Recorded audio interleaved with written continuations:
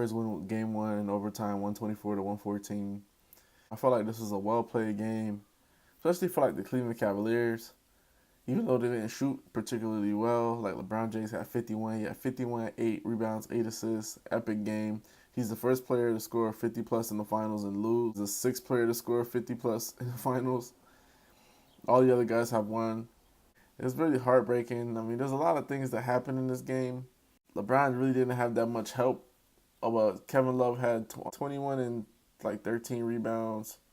J.R. Smith had 10, but the problem with J.R., he had 7 points in the first half, 3 points in the second half. So he just had an awful performance all around, especially down the stretch. Of course, everybody's talking about that block charge call, and I understand everybody's angst about it. Oh, like, why would they overturn it? Why would they review it? Well, to me, it's more than just was LeBron James outside of the circle. It also had to do with the fact that one referee called a block, the other one called a charge. And in that regard, if the rule says that they can actually review that kind of play, you have to get it right. So nobody's complaining about the call being wrong. They're complaining about the fact that they reviewed the call, and that's what really scares me, because what you're telling me is you don't care if the play was wrong or right. You're just mad that it didn't favor LeBron James. And to me, that's like that goes back to what I was saying about there's an unhealthy bias for LeBron James to win this series. Like, I know he's the underdog. I know you guys love him a lot and stuff like that, but there are going to be plays where LeBron James is driving, and instead of it being a charge, it's going to be a block in his favor. Now we set the precedent for something like that going forward in the future. Because I guarantee if the shoe was on the other foot, let's just say the Warriors were up 2 and LeBron James drove down the lane and it's overturned from a block to a charge and the Warriors lose the game.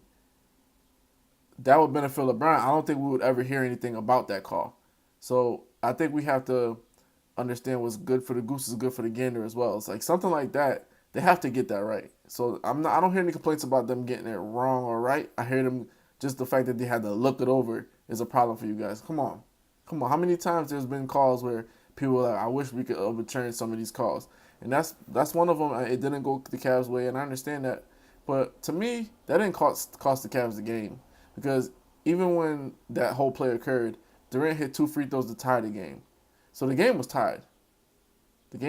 So I don't think that really cost them the game. I think it was a key factor to keep Golden State alive because, LeBron comes down with extra possession. You don't know. Maybe they could score. Maybe they score. Maybe they don't score. So, these things happen or whatever the case is. But everybody's making a lot to do with the block charge call. It was a block. Even whatever Steve Jabby was saying, I don't know what he was saying, but at the end of the day, I know he's an expert. But consistently, if you watch the NBA for years and years and years, if you're sliding, if you're moving underneath somebody while they're driving, it's a block. If you're not squared up to them and you're moving your shoulder to the right or left, it's a block. That's what LeBron James did both. I know he was outside the restricted area, but you cannot keep sliding and you cannot be moving. You have to be in legal guarding position. Come on, guys. He wasn't in legal guarding position. So, but that's not what cost him the game, guys. That's not what cost him the game. You know what cost them the game? It was 3 things. Number 1, they had a chance to win the game with George Hill at the free throw line. He misses his second free throw. He shot it extremely short. I don't know why he did that. It was better for him to go long to get a long rebound. Number 2, J.R. Smith gets the rebound. He completely forgets time and score. Because J.R. Smith lost track of time and score, which I don't know. He was definitely blended or weeded or whatever the case is. This man was on Twitter talking about, so who do you think is winning the battle, Pusha or Drake? You're in the NBA Finals, dog. You don't have no time for Pusha and Drake.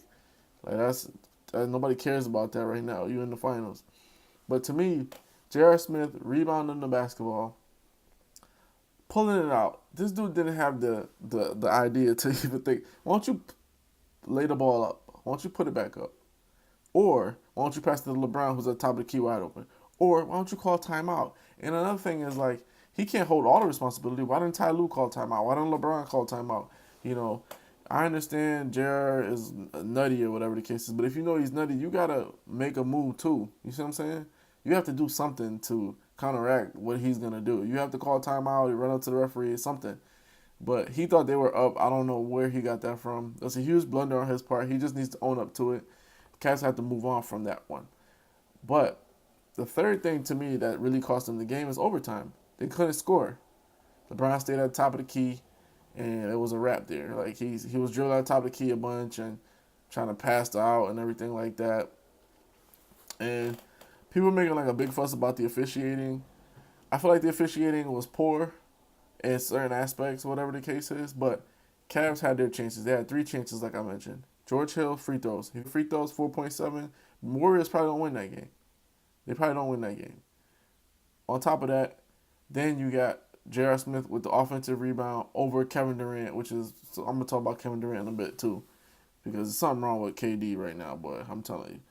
And then you have to also look at the fact that you had overtime. Like, you could have won it in overtime. So, like, when Pete, like, for you to win this game, it was crucial for the Cavs to try to pull this one out, because this was the game that they could have put out. LeBron had 51. Love was kind of going, whatever the case is. They scored 107 in regulation, like, and they didn't even shoot that well from 3 or from 2. So this was the game they had to win. But I'm not going to sit here and say they didn't have 3 cracks at it. You had 3 cracks at it. So it's like you can't necessarily crowd with spilled milk, and you can't like say this is what cost me the game. It was one thing that it wasn't one thing that cost you the game. Some things influenced the game more than others, but it wasn't just one thing. And the reason I'm saying this and I'm being like very harsh and stern is because if the shoe's on the other foot, let's just say Golden State loses game 1, but they had 3 cracks at it. Steph misses a free throw. Kevin Durant pulls out offensive rebound. They go into overtime. And in overtime, they don't score. Everybody would basically say, good for Golden State Warriors. That's what you get. You had 3 chances. You should have won the game. But with the Cavs, it's completely different. And that scares me. That's what I'm telling you guys. There's like an unhealthy bias. Like, everybody basically wants LeBron to win. People could say, I don't care if LeBron wins. I don't care if the Warriors win. That's 100% false. It's 100% false, because all the narratives I'm hearing today, block charge cost them the game. This, that, they had the fact that you're mentioning 3-4 separate things that the Cavs could have won the game, to me is very encouraging for the Cavs. Look, guys, we didn't shoot well. We were still in the game. Guys, we were 1 free throw away from going up 1-0 in the finals. Guys, we were 1 offensive putback from going 1-0 in the finals. Guys, we were 1 overtime game away from going 1-0 in the finals. Like, these are the things that Tyronn Lue should harp on and encourage his players, because they played a great game despite not having the great numbers from anybody else to really prove it.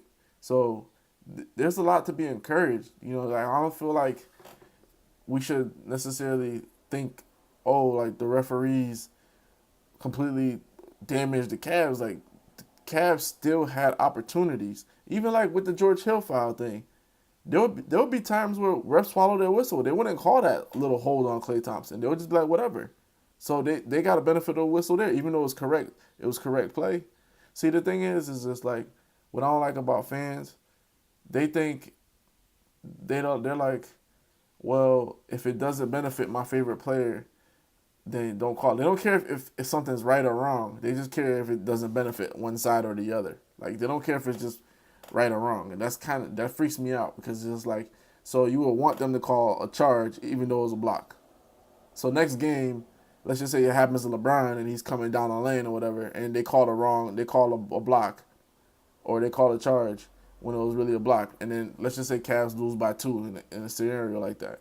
So I'm not a big fan of that. I feel like fair is fair. Like, just gotta call it what it is. You know what I'm saying? Not call it because, oh, we wouldn't call this normally. Like, if it's something that they could call it, man. Calm down. Like, you had free throws, you had J.R. Smith with the offensive rebound, and then you had overtime. And if I'm telling you guys, if the shoe was on the other foot, think about this. If the shoe was on the other foot and the Warriors had 3 chances to win the game and they don't win the game, nobody's gonna feel sorry for them. So I don't think you guys should feel sorry for Cleveland in that regard. But there's more things to unpack. I mean, you're looking at Tristan Thompson. and him getting ejected. I don't think that was a flagrant foul. The guy said he saw him throw an elbow. I mean, I think he hit his elbow to his arm. So Tristan Thompson's elbow hit Livingston's arm. Livingston didn't even think anything of it. He didn't take any exception. He was walking away. Two things. First of all, Tristan Thompson, he had to shoot the Livingston had to shoot the basketball. He was going to get a 24-second shot clock, and that would count as a turnover against the Warriors, something he doesn't want. So he shoots the basketball. So what? I mean, the game was already a foregone conclusion. Number two, the fact that Draymond Green was clapping in his face, telling him bye-bye. I've seen this in multiple basketball games where guys get ejected, fans and players are like, all right, bye-bye. Didn't you see it? This entire year, Joel Embiid was taunting a bunch of guys. He taunted Celtics. He taunted guys in the Miami Heat in the playoffs. Bye-bye, you're fouled out. Bye-bye. Like, all of that. So nobody says anything about Joel Embiid and everything like that. But as soon as it's Draymond, it's like, oh, he's an antagonist. Nobody can stand him. It's like, dude, this is how he plays. And this is normal. When guys get ejected, everybody, including the players, are like, see you later. So for Tristan Thompson to react the way he reacted, basically mush Draymond Green in the face, to me, that warrants a suspension because you let yourself get the best. You let Draymond Green get the best of you for something that he didn't touch him. He didn't even retaliate. That's what scares me. Is like Draymond didn't retaliate. So you definitely know there's going to be some kind of suspension. Something's coming down the pipeline for Tristan Thompson.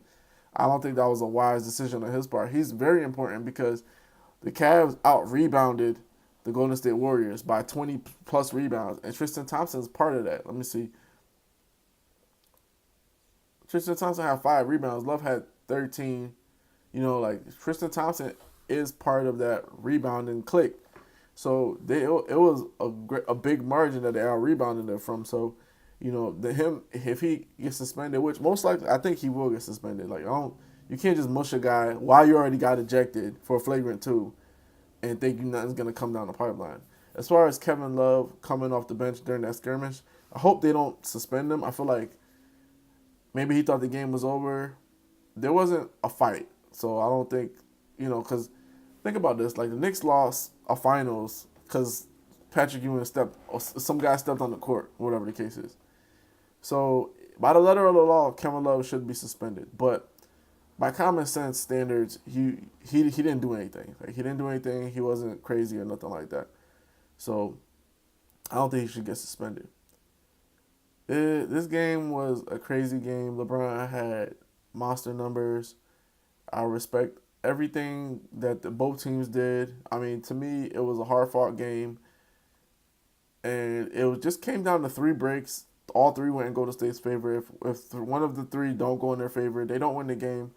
And the thing is, I want people to understand, fans alike, is like you have to, the way I want you to look at the game is, what if the shoe was on the other foot? Would you feel the same way? You wouldn't feel the same way. So if you want to feel the same way, you got to check yourself and check your emotions at the door. You got 3 chances to win the game. They didn't win it.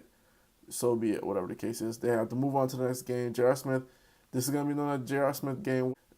That's entirely on him. I can't speak on what he was thinking. I think he must have been smoking. He had to be smoking. He probably got some haze or some diesel, sour D's. He had something in his system in Oakland which caused him to forget time and score because that was bad. That was really bad. But Cavs still could have won in overtime. George Hill should have hit 2 free throws. J.R. Smith should have put it back up. They should have called timeout. Shoulda, coulda, woulda, didn't do it. This series, like I said before, guys, is not going to be a foregone conclusion. It's not going to be an easy series. I picked the Warriors in 6. I think when you get to the finals, you're not an easy team to beat. So, all that talk about is going to be a sweep or whatever the case is, I doubt it. I feel like we're in for some good basketball. I feel like it was very suspenseful. We got an overtime game in the finals for the first time in, I would say, 2 years. Yeah, 2 years, right? 2 years. Yeah, 2 years. So, I'm loving the finals. I'm not loving the officiating. And, you got to take everything with a grain of salt. You got to take the good with the bad. We got good play. We just got a little bad officiating. Next game, officiating, I 100% guarantee is going to go in the Cavs' favor. Let me know how you feel about the game. Let me know how you feel about the block charge. Should they have called it? Did the Cavs really have 3 chances to win the game? Or did that block charge just basically kill everything that they had?